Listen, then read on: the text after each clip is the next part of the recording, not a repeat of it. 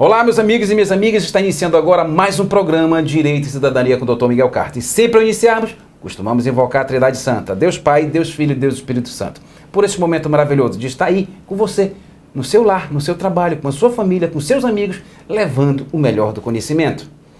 E no programa de hoje, gente, que maravilha! Um ser humano, um profissional, um médico brilhante, que eu tenho um carinho por ele pessoal muito forte. E o tema, então, de hoje, nossa, vamos conhecê-lo? Vamos lá? Dr. Efraim Teixeira.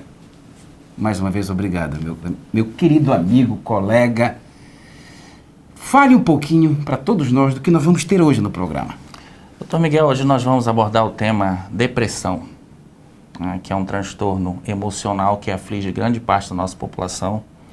Vamos procurar mostrar os sintomas.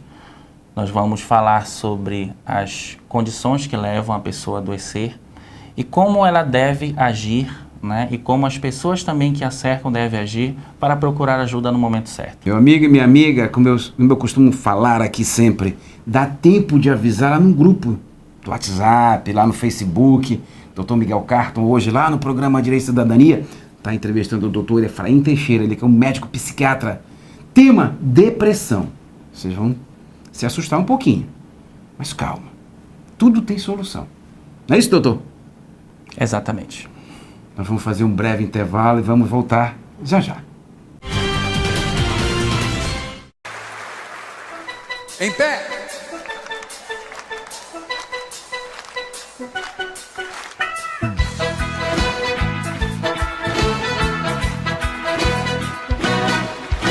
Deus me abençoe e ilumine e me dê forças para ajudar todo ser humano.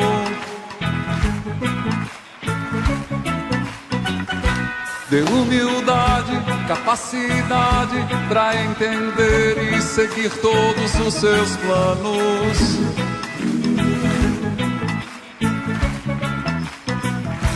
O universo é um jardim e tudo nesse campo ele que plantou. E nosso Pai cuida também do mato quanto mais da linda flor. Que Deus me regue de amor profundo, que Deus me regue de todo bem no mundo, que Deus me regue de boas atitudes, que Deus me regue. Olá, meus amigos e minhas amigas, já estamos de volta com o programa Direito e Cidadania com o Dr. Miguel Carton. Mais uma vez agradecendo a você que está aí, meu amigo, minha amiga. Todo santo e abençoado dia. Sempre quem me conhece sabe que eu sou um pidão. Eu gosto de pedir para vocês, primeiramente, muita oração. Porque fazer esse programa não é tão simples. Levar conhecimento até vocês também não é tão simples. Porém, graças ao nosso bom Deus, nós já estamos aqui bastante tempo já. Então, meu amigo e minha amiga, outro pedido que eu faço é você avisar o vizinho da direita, o vizinho da esquerda, postar lá no grupo do WhatsApp, olha, Dr. Miguel Carton está no ar. E adivinhe quem com quem nós estamos aqui hoje? Dr. Efraim Teixeira. Mais uma vez, obrigado, meu amigo. Seja muito bem-vindo. Obrigado. Dr. Efraim Teixeira é daqueles médicos, daqueles profissionais, daquele ser humano que dá gosto de estar do lado dele. E o senhor sabe, você sabe disso, que não é à toa que eu falo isso. O conheci em uma pós-graduação em Direito Médico. É um profissional um profissional íntegro, brilhante, psiquiatra. E hoje o tema, depressão. Dr. Efraim Teixeira. Que tema é esse, né? Exatamente, doutor Miguel. Vamos falar um pouco sobre depressão, tentar alertar as pessoas sobre como identificar a doença. Então vamos começar? Vamos. Uma pergunta bem ampla. O que é depressão? Quais os seus sintomas e como se identifica a depressão? Fique à vontade. Bom, existem dois sintomas principais da depressão. Um deles é o humor triste. Então, a pessoa passa a maior parte do tempo com humor deprimido, entristecida, né? E o outro sintoma é a diminuição ou perda do prazer em atividades que antes traziam prazer. Então, coisas que a pessoa fazia que traziam alegria, hoje já não trazem mais, ou trazem de forma diminuída.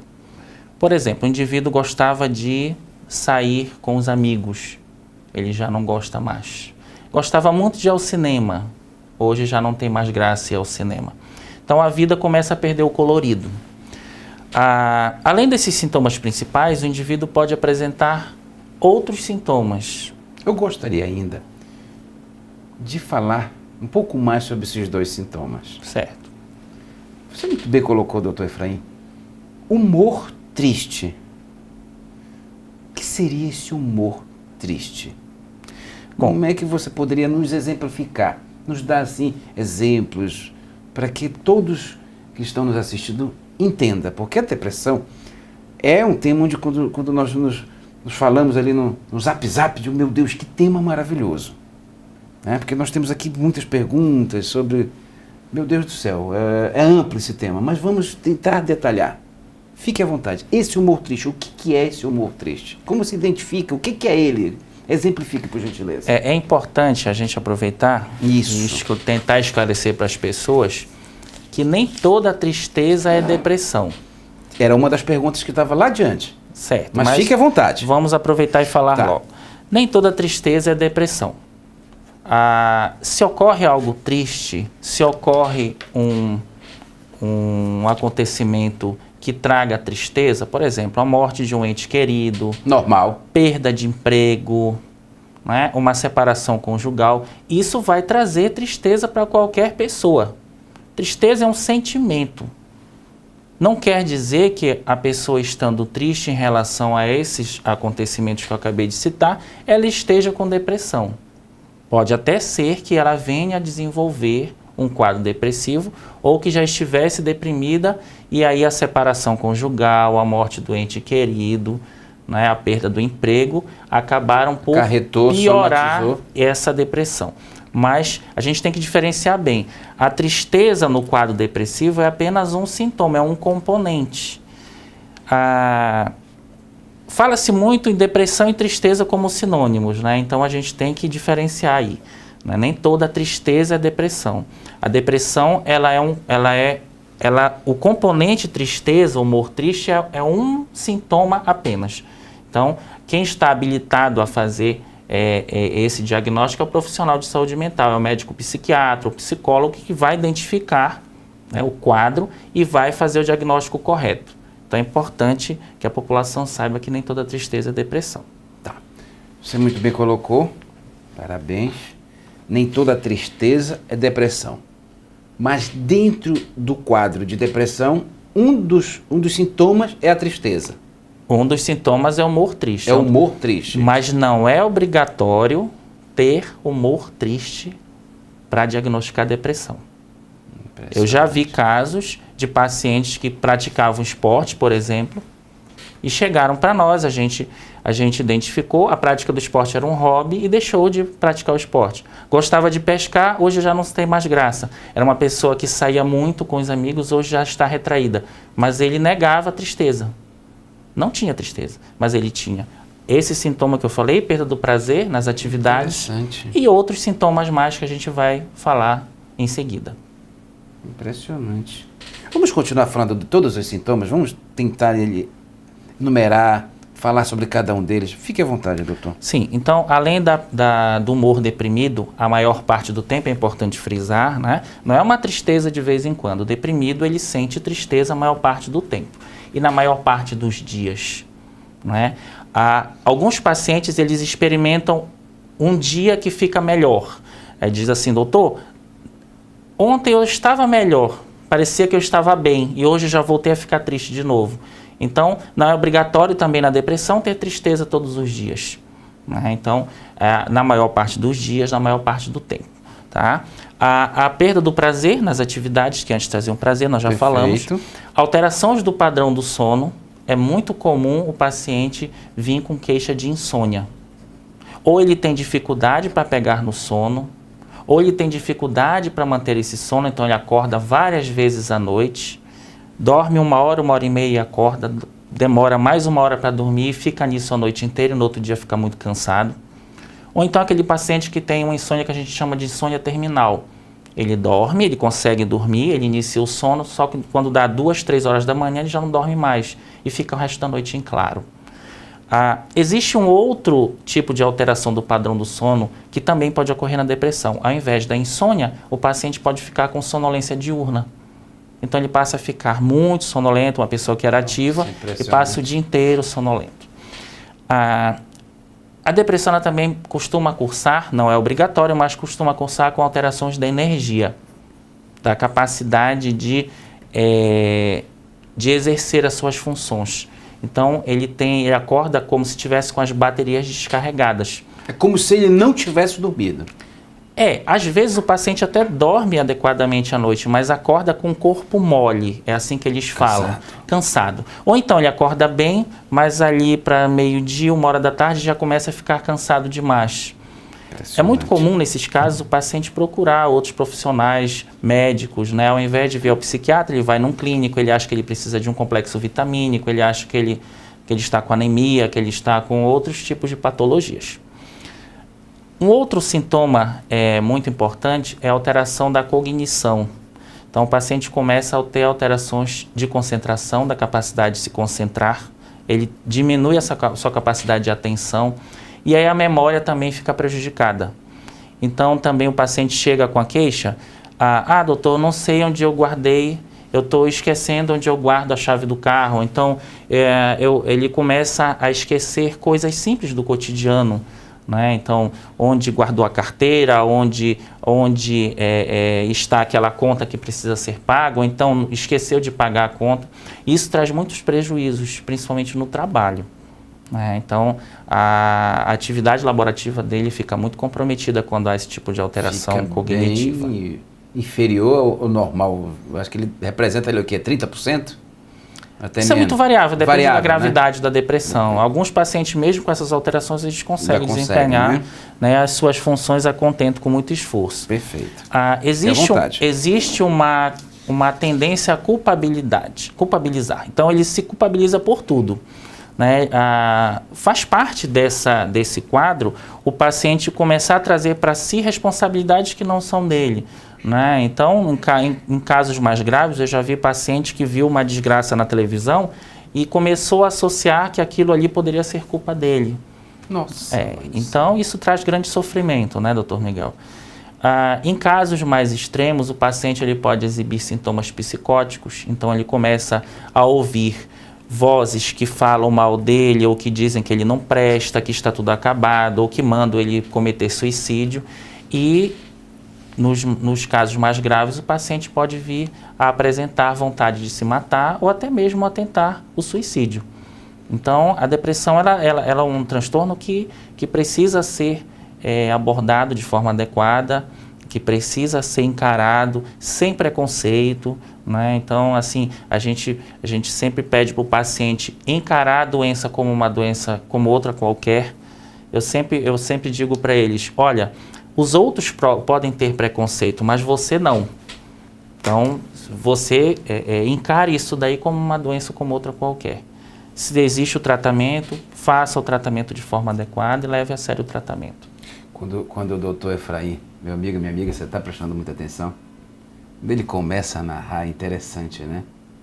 Que fica um pouco difícil até seguir o roteiro, porque é muita informação.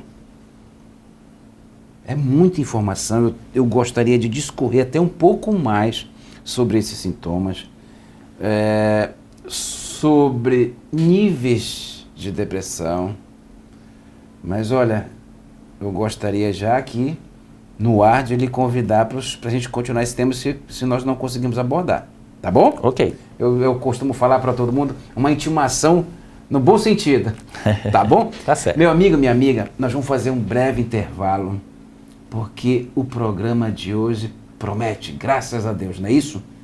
Avisa todo mundo, mas olha, não se assuste, porque são muitos sintomas, você, meu Deus, será que eu estou com depressão? Calma, não é isso, doutor? Exatamente. Dá tempo de avisar todo mundo, nós vamos aqui estar hoje, se possível até amanhã, novamente com o doutor Efraim, para levar até você este conhecimento, para levar o melhor do conhecimento até você. Tema de hoje, depressão. Será que eu estou? Será que você está? Será que todos nós estamos? Será que nós já passamos por isso? E agora, eu vou fazer essas perguntas para o doutor. Nós vamos fazer um breve intervalo e voltamos já já. Em pé!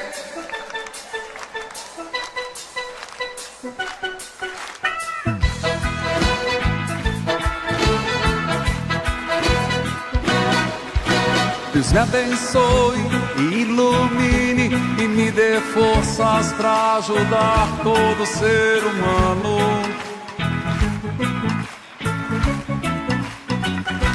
Dê humildade, capacidade para entender e seguir todos os seus planos. Olá, meus amigos e minhas amigas, nós já estamos de volta com o programa Direito e Cidadania com o Dr. Miguel Carton. Programa de hoje, eita, o temazinho é bom, né, meus amigos? Depressão. Dr. Efraim Teixeira, vamos lá? Vamos direto ao assunto? Doutor, que tema, né? Dr. Efraim Teixeira, ele é um médico psiquiatra. Doutor, vamos voltar, ou vamos... Agora no intervalo, o doutor me disse, tem ainda bastante sintomas ainda, mas eu quis dar uma sintetizada, não precisa não, tá, doutor? Nós temos aqui o tempo necessário, se você nos permitir já, no primeiro bloco, vamos continuar esse tema por 1, 2 ou 3 dias, ou 3 programas aqui conosco, porque é muito importante.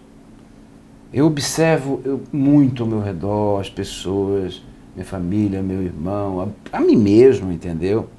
E essas nossas conversas, né, vamos dizer assim, um tema bem atual. Né?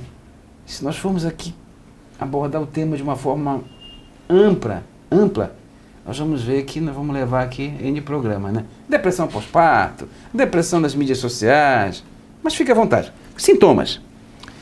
Então, alguns pacientes eles costumam cursar ou ter o quadro com muitos sintomas físicos.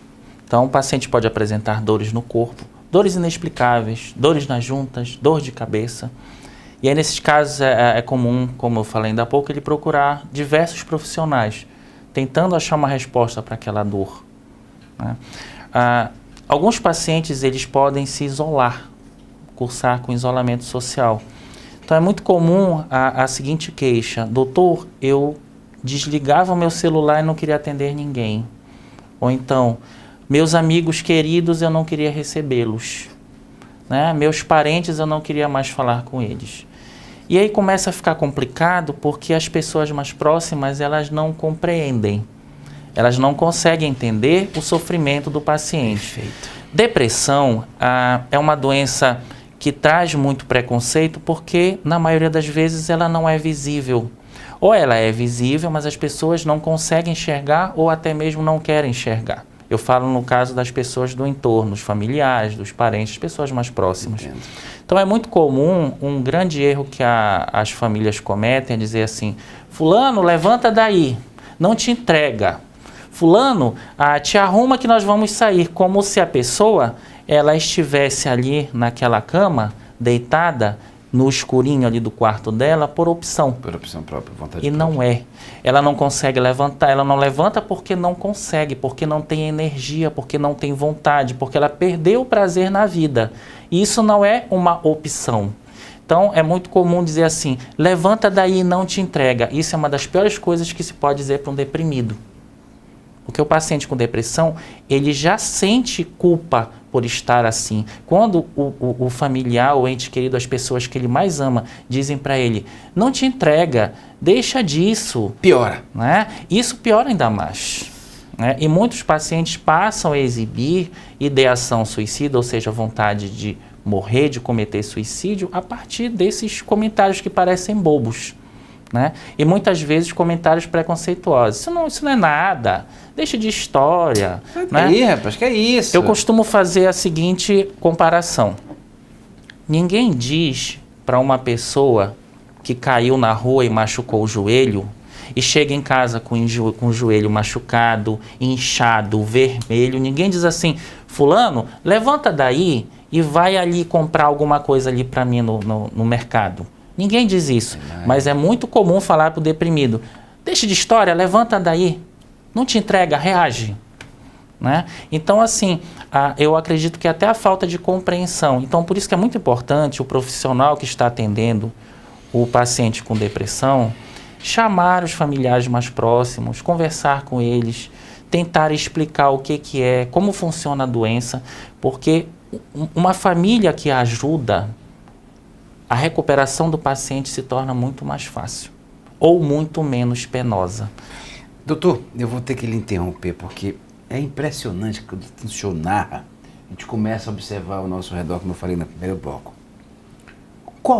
O que a família tem que fazer quando ela começa a identificar um familiar, um ente querido, uma pessoa próxima, com um certo comportamento diferente? Porque o senhor está aqui narrando, aqui, relacionando aqui, vários sintomas.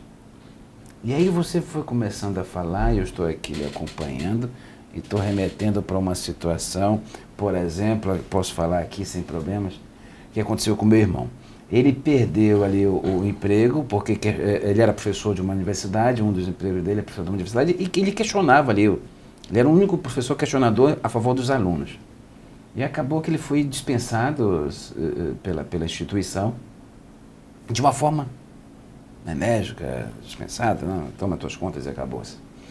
E os alunos ficaram comovidos com aquilo, porque era o único professor daquela faculdade, daquela universidade, que brigava por eles. Superlotação, sem direcionamento para estágio, etc, etc. Aquilo gerou na cidade até uma manifestação. Só que eu só vim saber disso agora, em fevereiro, isso aconteceu em novembro. E agora o senhor narrando, o senhor muito bem pontuando, você está mais uma vez de parabéns, da forma como você vem pontuando, agora que eu estou começando a entender, porque eu chegava lá em Santarém, e essa situação foi fizeram piquete nas ruas, foi para televisão, foi para rádio, para jornal, e lá nas faixas, ele me mostrando agora, acho que agora que ele começou a reagir, ele me mostrou para entrar, para recorrer nas vias judiciais, a faixa, fora fulana de tal, volta, Laje, o nome do mesmo posso falar, fora fulano de tal. Eu vi que aquele comportamento dele, quando eu convidava para sair, para passear comigo, aquele não dele, aquele fato dele estar, viver diretamente no quarto, na cama, já estava ali nesse quadro, né? E eu fiquei sabendo que ele também estava sendo acompanhado por psicólogo. E eu fiquei sabendo isso agora. Então, aí eu começo a ouvir, digo, caramba, era isso. Como é que quem está nos assistindo, doutor? Claro que agora o senhor já deu aí o que tem que fazer? O que a família tem que fazer? Porque eu não tinha talvez tanta capacidade para identificar que ele pudesse estar em um quadro. Essa é uma pergunta para o senhor. O outro é assim, existe um grau mais forte, médio, moderado, mais fraco? Como funciona esse grau de depressão? Não, são vários sintomas que elevam um grau maior. Se tiver só 2, está num grauzinho menor. Se tiver 3, como é que a gente aqui, todos nós estamos aqui assistindo a produção aqui, o que o senhor pode passar para nós? Claro que, nossa, se ali, você deve ter uma série de conhecimentos, todos os seus colegas psiquiatras, psicólogos, tem vários elementos ali, mas pelo menos que tenha um pouquinho mais de conhecimento, que possa ajudar e até se ajudar na hora que começar a entrar num quadro desse depressivo. Fique à vontade. Primeiramente, em relação à questão da família, é muito importante que a família procure observar o comportamento da pessoa. O deprimido, ele não incomoda muito. Ele não chama muita atenção, porque ele fica ali quietinho, ali no quarto, no escuro, ele começa a faltar a faculdade, ele deixa de ir para aula, deixa de ir para a escola, né? Então, ele já chega atrasado no trabalho, mas a princípio não chega a incomodar muito, e isso é um problema, porque não chama atenção. Na maioria das vezes o paciente, ele não é agressivo, ele não muda o seu comportamento com os outros familiares, ele passa a se afastar mais. E as pessoas que têm uma sensibilidade maior conseguem perceber isso, mas em grande parte das vezes ele fica ali quietinho no canto dele, sem incomodar ninguém, e o tempo vai passando e a doença vai piorando. Então, mudanças de comportamento no familiar. A família procurar observar esses sintomas que nós comentamos ainda há pouco, né? Principalmente em relação ao humor triste, a pessoa muitas vezes chora ou então fica cabisbaixa o dia aqueles inteiro. Que não choram, aqueles que não demonstram. Sim, os homens principalmente, né, doutor Miguel? Inclusive os homens, eles procuram muito pouca ajuda. Né? As mulheres, elas acabam procurando mais o tratamento. É mais fácil demonstrar esse sentimento. Os homens até pela questão mesmo, né, da cultura machista, patriarcal, aquela coisa, né, os homens, eles custam a procurar, não é? E a doença muitas vezes acaba sendo mais grave nos homens por conta disso, porque não procura ajuda, vai agravando, quando vê já está tentando suicídio, né? E os homens, eles acabam tentando suicídio de forma mais impactante, né? Com métodos violentos, eles acabam morrendo mais, né? As mulheres, elas tentam mais suicídio, mas os homens acabam usando métodos mais violentos e acabam conseguindo, suicidando-se mais que as mulheres. Ou seja, sendo mais eficazes, métodos mais eficazes. Exatamente. Né? Então, a família, o papel dela é observar. E quando observar, chegar na pessoa e tentar levá-la para um serviço, procurar um médico psiquiatra ou um psicólogo que irá fazer esse diagnóstico e iniciar o acompanhamento. Continuando nesse seu raciocínio, como é que esse convite deve ser feito, né? Quando você detecta que um irmão seu, com um filho, com um sobrinho, com uma prima, com uma sobrinha, alguém que está ali no teu convívio, que está demonstrando um comportamento de tristeza, esses sintomas de tristeza, você convida para sair, não vai, entendeu? Quer ficar sozinho, se isola, entendeu? Como é que você chega até esta pessoa e dizer, mano, ou então mãe, ou então filho, ou então minha sobrinho, vamos ali, por que você não procura? Como? Porque é muito difícil, você muito bem colocou, doutor Efraim, o homem, né? O homem, ele, pela história dele, é machista, né? Talvez chegar a uma mulher e dizer, olha, puxa, você não acha que você está precisando de ajuda? Existe uma técnica aí para chegar a ter este ente querido, até um amigo, né? Que muitas das vezes a pessoa, dentro de casa é um comportamento, às vezes quando está com um amigo, com uma amiga, se solta mais ou demonstra mais um pouquinho essa mudança de comportamento e etc. Como é que existe uma técnica para levar até os profissionais, por exemplo, para fazer a pessoa acordar, vamos dizer assim? É muito importante a empatia, é o colocar-se no lugar do outro. Então, uma estratégia seria, meu irmão, minha irmã, meu amigo, eu tenho percebido como você tem estado nas últimas semanas, nos últimos meses. Você está assim, assado, eu estou percebendo você triste, eu percebo que você já não vai mais conosco ao restaurante, às festas que nós gostávamos de ir, percebo que você está se isolando das pessoas. E assim, colocar-se no lugar do outro e tentar oferecer ajuda sem invadir o espaço da pessoa, né? E aí vai depender do grau de intimidade. Lógico, fica mais fácil se for o marido, se for uma esposa, se for uma mãe ou o pai que vão fazer isso, né? Ou mesmo um irmão, né? Um amigo, se for um amigo íntimo. Mas é importante, assim, você se colocar no lugar do outro sem crítica. Porque muitas vezes a pessoa, ela tenta ajudar, mas criticando. E aí, como eu falei ainda há pouco, aquela questão do paciente ele tender a se culpabilizar, isso piora ainda mais. Então, ao invés de ajudar, você vai piorar ainda mais a situação do paciente. Obrigado, doutor. Nós vamos fazer um breve intervalo, porque a produção ali está dizendo que esse nosso bloco está um pouquinho longo. Meu amigo e minha amiga, você está gostando, né? Eu também. Uma bênção maravilhosa, né? Programa Direito e Cidadania. Só tenho a agradecer primeiramente a Deus Pai, Deus Filho e Deus Espírito Santo, a Trindade Santa, e a você, meu amigo, minha amiga, meu irmão e minha irmã em Cristo, por estar sempre orando por nós, pedindo que tenhamos essa capacidade de estar aqui, juntamente trazendo brilhantes profissionais. Então dá tempo de você avisar lá no grupo, lá, no WhatsApp, vizinha, pega o telefone, olha, corre, assiste lá o programa, porque é tão bom esse conhecimento que você possa ali no âmbito familiar dos teus amigos identificar situações semelhantes. Nós vamos fazer um breve intervalo e vamos voltar já já. Em pé.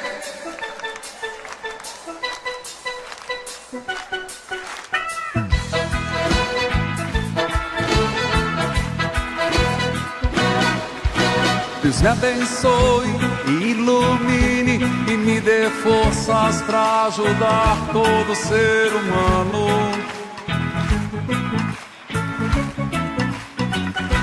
Dê humildade, capacidade para entender e seguir todos os seus planos. Olá, meus amigos e minhas amigas, nós já estamos de volta com o programa Direito e Cidadania com o Dr. Miguel Carton. Tema de hoje, depressão. Sério, né, meus amigos? Nosso convidado, mais do que especial, Dr. Efraim Teixeira, ele que é um médico brilhante psiquiatra. Doutor, podemos continuar? Podemos. Graus de depressão, níveis de depressão. Existe? Existe. Forte, médio, moderado, comum? Sim. Por favor, fique à vontade. O episódio depressivo, ou transtorno depressivo, ele se classifica em leve, moderado e grave. Essa diferenciação ela deve ser feita pelo profissional de saúde mental que vai fazer o atendimento, seja ele o médico psiquiatra ou o psicólogo. Até porque a diferenciação é que vai nortear o tratamento, doutor Miguel. Mas é importante frisar que depressões que cursem com ideação de suicídio, ou seja, desejo do paciente se suicidar ou tentativas de suicídio, sempre são considerados depressões graves. Com certeza. Né? E nesses casos eles têm que ser abordados de forma mais intensiva, né? O tratamento é feito à base de psicoterapia individual e medicamentos, é importante frisar isso. Uma depressão leve, doutor Miguel, ela pode ser conduzida apenas com psicoterapia individual, mas as depressões moderadas e graves, elas devem ter uma intervenção do médico psiquiatra. Né? Então isso quer dizer que o paciente vai precisar usar medicamentos. E hoje no mercado existe uma gama de medicamentos muito variada, que pode fazer esse tratamento de forma adequada, com o mínimo de efeitos colaterais, porque o senhor deve bem saber, existe muito preconceito em relação ao tratamento. As pessoas têm a ideia de que o medicamento vai deixar a pessoa dopada, dependente, o dia inteiro dormindo, e não é isso. Os medicamentos mais antigos, realmente, eles traziam muitos efeitos colaterais. Não que os mais novos sejam isentos de efeitos colaterais, perfeito, não é isso. Mas hoje existem muitas opções e o médico psiquiatra é o profissional adequado para selecionar o medicamento adequado para cada caso. Então, ele vai levar em conta a faixa etária do paciente, ele vai levar em conta os sintomas que ele está exibindo. Né? Se é um paciente que cursa com muita insônia, você vai preferir medicamentos que deem um pouco mais de sonolência à noite, para que traga esse conforto a ele. Né? A dosagem correta. A dosagem correta. Né? Existem quadros depressivos que cursam com muita ansiedade. Tem pacientes que chegam até a fazer crise de ansiedade ou ataques de pânico durante o curso da doença, mesmo tendo depressão. Né? Então, a escolha do medicamento vai ser de acordo com essa sintomatologia. Quando o senhor narra, nossa, me vem tantas perguntas, tantas ramificações, mas vamos tentar ainda neste programa, temos mais um bloco além desse.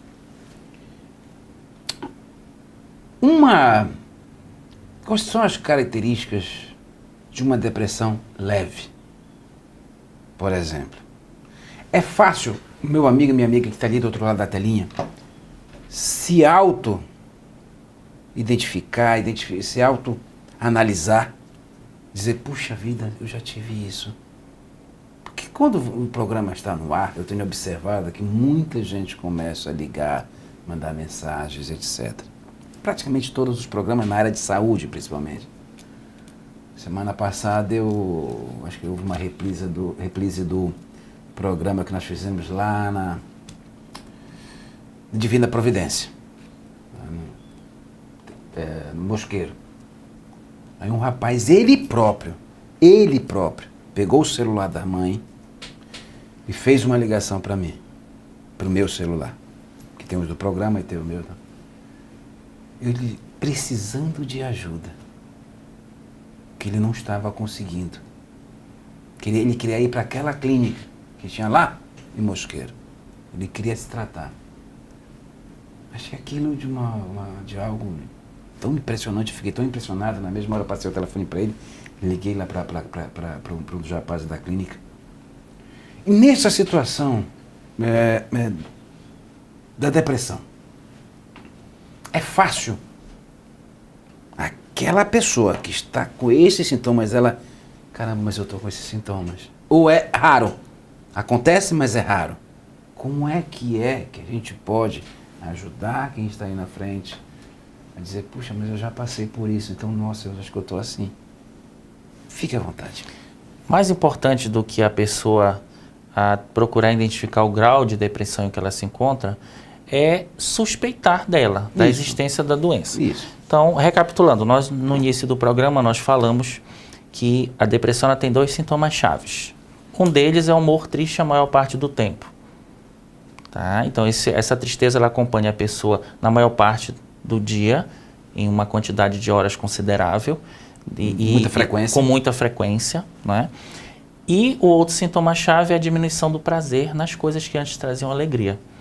Se a pessoa identificar um desses sintomas, pelo menos, ou os 2, procura ajuda.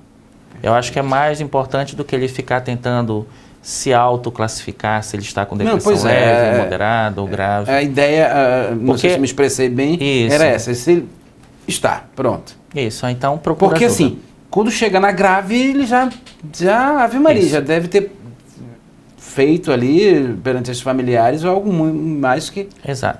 Eu tive uma situação em Santarém, um primo de um amigo meu, de repente, uma notícia que ele se suicidou. Existe a possibilidade de você nem entrar pela leve, moderada, já está no grau grave? Sim. Existe? É, hein? Sim. Como é que é isso, doutor Efraim? Conta para nós. Então não é gradativamente, não é... Não necessariamente. Não necessariamente. Não.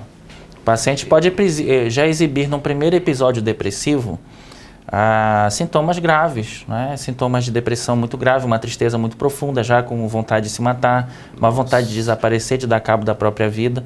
A depressão ela tem inúmeros fatores, né? Como a maior parte dos transtornos psiquiátricos, ela é multifatorial.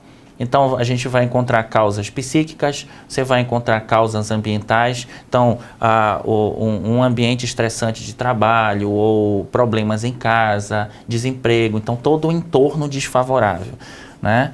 A própria constituição do indivíduo, né? Tem pessoas que são mais propensas a ter depressão do que outras. Tem pessoas que conseguem reagir de forma mais adequada aos problemas do dia a dia, né? Isso...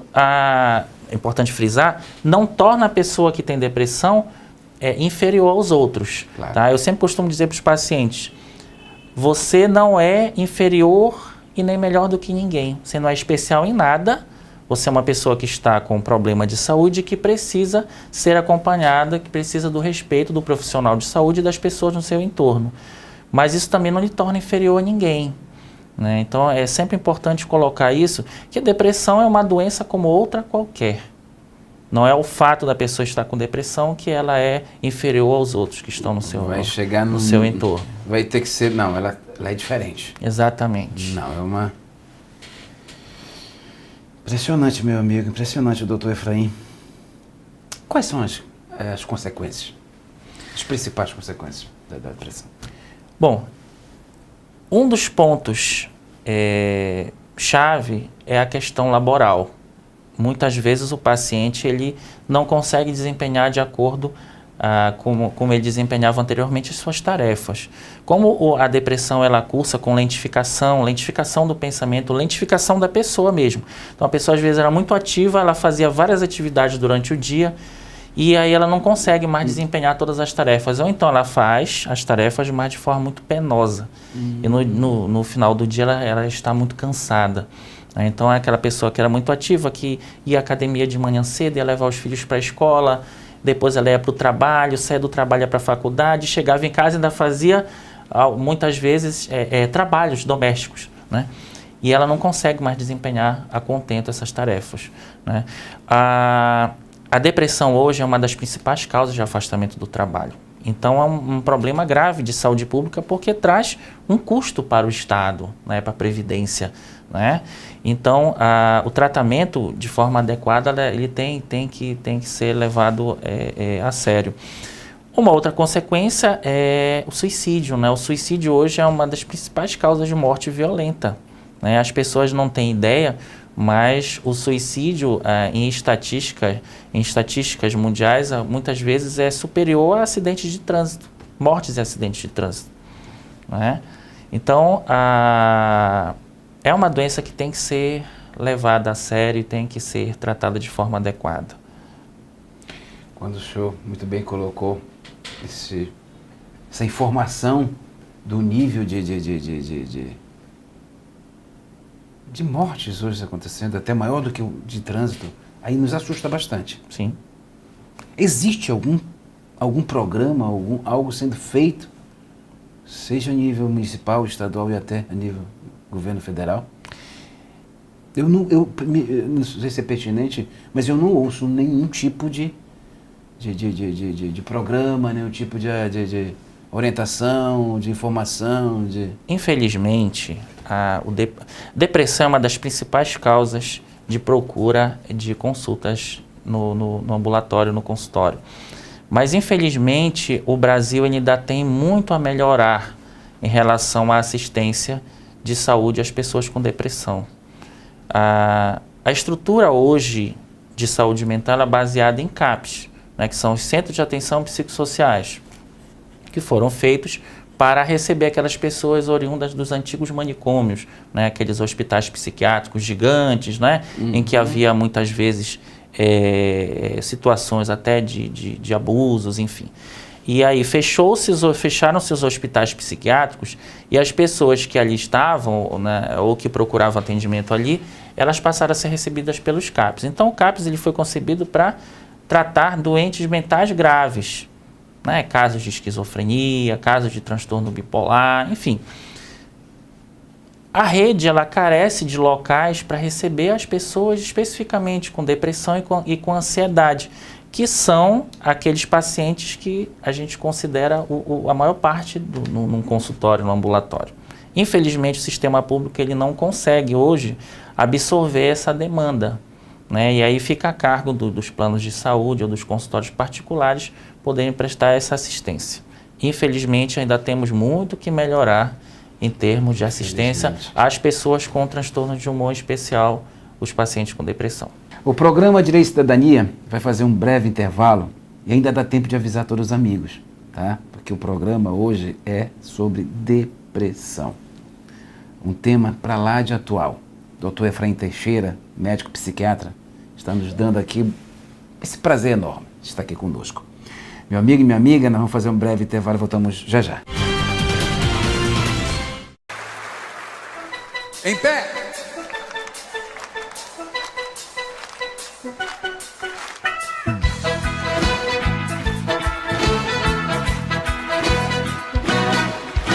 Deus me abençoe e ilumine e me dê forças para ajudar todo ser humano.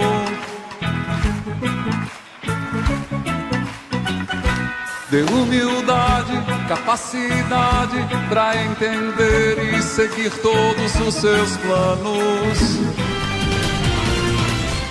Olá, meus amigos e minhas amigas, nós já estamos de volta com o programa Direito e Cidadania com o Dr. Miguel Carton. Tema de hoje, depressão. Convidado, Dr. Efraim Teixeira. Doutor, mais uma vez obrigado pela sua participação. Sempre brilhante. Esta doença é a doença do século? É a doença... Quem está sujeito a essa doença, doutor? Existe uma classe de profissionais, de pessoas sujeitas, ou todos nós, eu, você, a turma da produção, todos que estão nos assistindo, está sujeito hoje a sofrer de depressão? Fique à vontade. A depressão, ela não escolhe faixa etária, ela não escolhe idade pode acometer crianças, pode acometer adolescentes, pode acometer adultos, jovens, idosos. Desculpa, doutor, vou ter que lhe interromper. A depressão também se dá nas crianças? Sim, sim. Eu jurava que eu tinha aqui uma ideia que o senhor ia falar dos adultos, de alguns profissionais. Pode acometer crianças e até mesmo de forma grave. Fique à vontade, desculpa. Você consegue seguir a linha aí? Sim. Por favor, fique à vontade. Então, ela não escolhe faixa etária, não escolhe idade, né? Ela não escolhe profissão. Lógico, algumas profissões estão mais sujeitas a cursar com depressão, inclusive a profissão de médico, né? Mas qualquer pessoa pode ter depressão, né? Como eu falei anteriormente, a depressão ela tem múltiplos fatores, tem múltiplas causas. Causas psíquicas, a capacidade de resiliência, quer dizer, a capacidade de você resistir àquele estressor, aquele agente estressor. Aquele quadro. Por exemplo, perda do emprego. Nem todo mundo que vai perder emprego vai deprimir. Perfeito. Né? Então, perfeito. tem pessoas que têm uma capacidade maior de resistir àquilo ali, que a gente chama de capacidade de resiliência. Né? E tem outras que vão adoecer em decorrência daquela situação. Tá? Existem fatores biológicos, aí são fatores hereditários, né? Quem tem familiares ascendentes, pai, mãe, avós com depressão, tem uma tendência maior a exibir a doença, a ter o transtorno. Fique à vontade. Tá? Então, nenhum desses fatores que eu citei, ele se explica por si só. Né? Então, não é só a questão hereditária, não é só a questão psíquica, não é apenas o fator ambiental, né? O estressor, o ambiente estressante, mas um conjunto deles que vai se unir e vai fazer aquela pessoa adoecer. Eu lhe convidei, né? Aquilo que eu falo na brincadeira, eu lhe intimei no primeiro bloco. Está muito amplo esse tema. Sim. Você nos fala que a todos nós que estamos assistindo aqui, que a depressão atinge desde a criança, do jovem, do adulto. Também ela pode ser hereditária.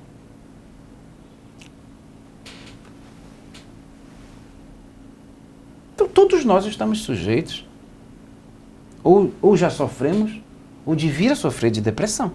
Sim, a depressão também ela não escolhe classe social. Importante frisar. Não é?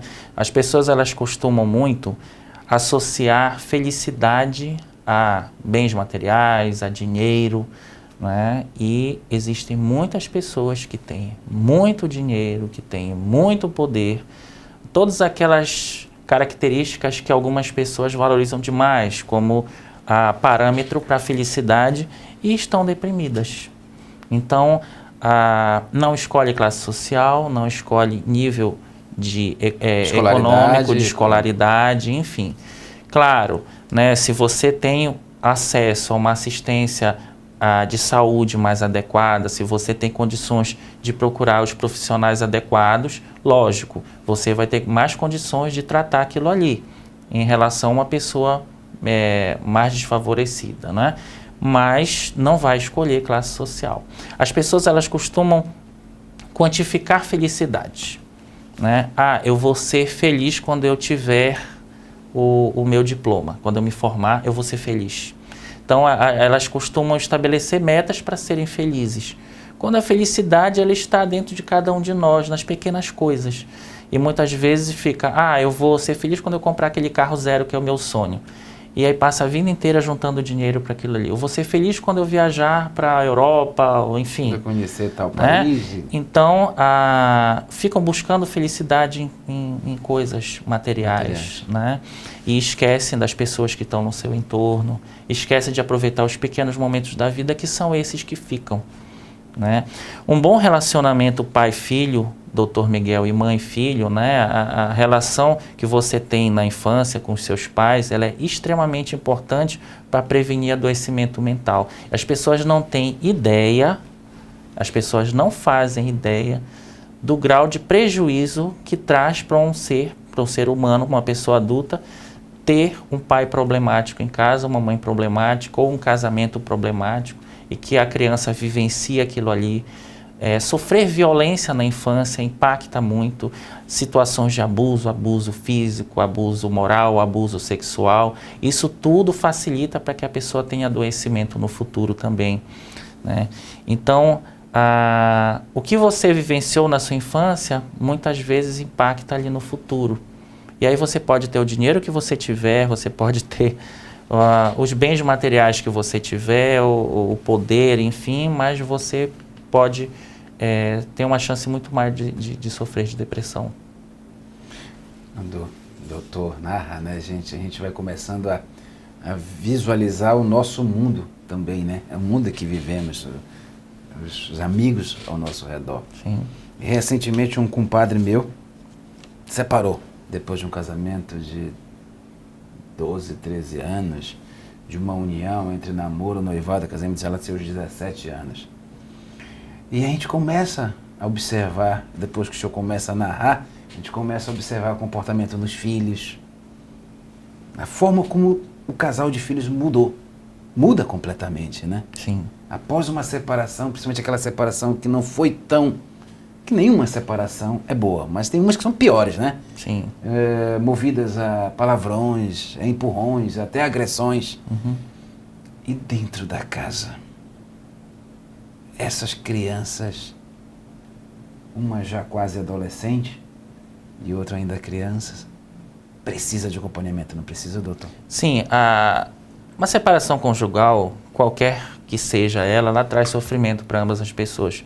Nós costumamos dizer que é um luto que a pessoa vai vivenciar. Por mais que seja uma separação amigável, né? Uma separação que tenha sido conduzida de forma tranquila, ainda assim traz sofrimento. As crianças, elas costumam sofrer bastante, principalmente se essa separação for uma separação complicada, se o relacionamento ali continha violência, continha agressão entre as partes. Então, as crianças elas acabam sofrendo bastante. E o ideal seria que as crianças que vivenciaram essas situações, elas passassem por um acompanhamento, né? Passassem por uma avaliação, por um profissional de saúde mental que iria fazer uma abordagem para tentar prevenir o adoecimento. Existe cura para a depressão, para essa doença? Existe sim, Dr. Miguel. Existe também um mito de que depressão não tem cura. Existe sim. Né? Um primeiro episódio depressivo, eu costumo dizer para os pacientes que ele tem início, meio e fim. Então, o paciente vai iniciar o tratamento, ele vai ficar bem, ele vai precisar continuar tomando medicamento de forma adequada por um tempo, que esse período é um período necessário para que no futuro o paciente tenha a menor chance de ter depressão novamente. E tem o fim, ele vai ter alta, né? Casos de depressão recorrente, né, aqueles casos em que o paciente já teve depressão outras vezes e tem novamente, aí a gente já tem que pensar em mais cautela em retirar essa medicação. Mas isso o médico ele vai analisar caso a caso. Não existe uma fórmula matemática para dizer assim, vai funcionar igual para todos os pacientes. O tratamento ele é sempre individualizado. Tem que ser feito dessa forma. Em todas as áreas da medicina, não seria diferente na psiquiatria. Dentro dessa cura, graças a Deus, eu acho que muita gente que está ali nos assistindo, quase todos estão nos assistindo, estão dizendo, graças a Deus, amém, né, que tem cura. Tanto faz para o leve, para o moderado e para o grave? Sim, existem casos de pacientes com depressão grave, perfeito, né, que saem completamente do quadro e sim, existe sim. É importante que a pessoa procure ajuda e é importante que o profissional ele esclareça isso para o paciente, né, de que a doença tem possibilidade de cura sim, né? Lógico, ele vai analisar caso a caso, né? Então, dependendo da situação, ele vai abordar de uma forma ou de outra com o paciente. Ainda dentro dessa cura, graças a Deus, e desse quadro grave, eu vou ser bem extremo agora, bem radical, que não é, claro, a maioria dos pacientes. Eu espero que essa faixa de leve, moderada e grave, eu acho que grave você não tem, o número não é muito grande não, né? Não... É muito variável, doutor Miguel. Meu Deus. Existem sim, bastantes casos. Lógico, O que mais é objeto de procura de ajuda são as depressões moderadas. As depressões leves, muitas vezes, a pessoa nunca nem procura ajuda, porque é possível, depressão leve, ela reverter completamente, mesmo sem tratamento. Mas, assim, isso é um caso muito particular. A gente sempre pede que a pessoa procure ajuda e não fique esperando que essa cura vá acontecer de forma espontânea. Natural, né? Até porque isso pode evoluir, né? Então, a maior parte dos casos que chegam nos consultórios é de depressões moderadas. Mas o número de casos de depressão grave não é pequeno, não. Depressão grave, que a pessoa chegou ao extremo. Tentativa de suicídio, etc. Tem cura? Sim, eu vou. Como nós falamos ainda há pouco, é passível sim de reversão com tratamento adequado, com medicamentos adequados, com psicoterapia individual feita com um profissional adequado, né? Então, existe sim a possibilidade de reverter o quadro. O objetivo inicial no tratamento é sempre tentar devolver a vida que a pessoa tinha.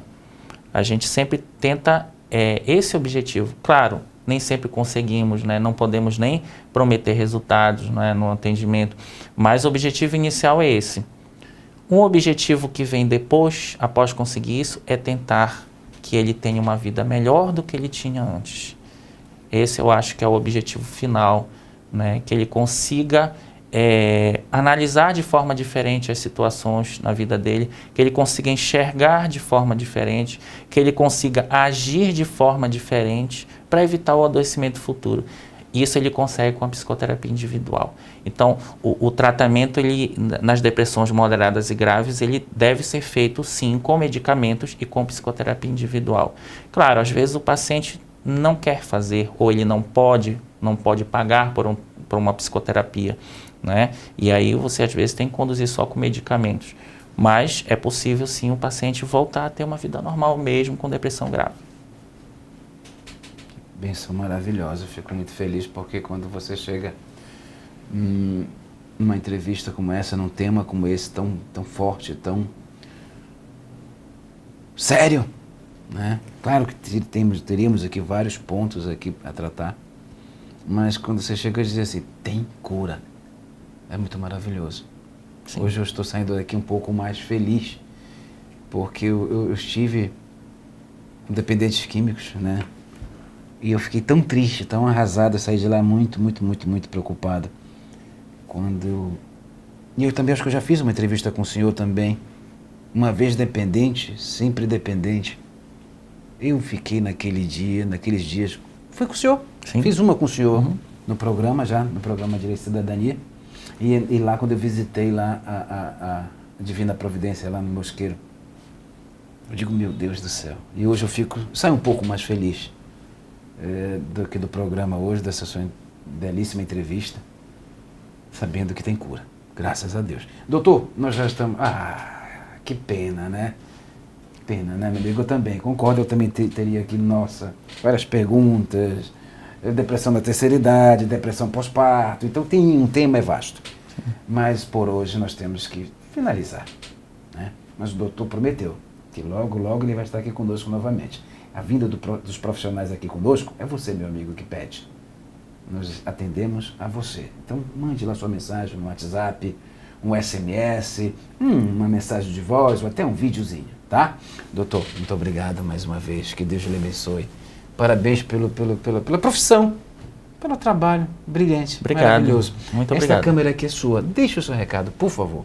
Fique à vontade.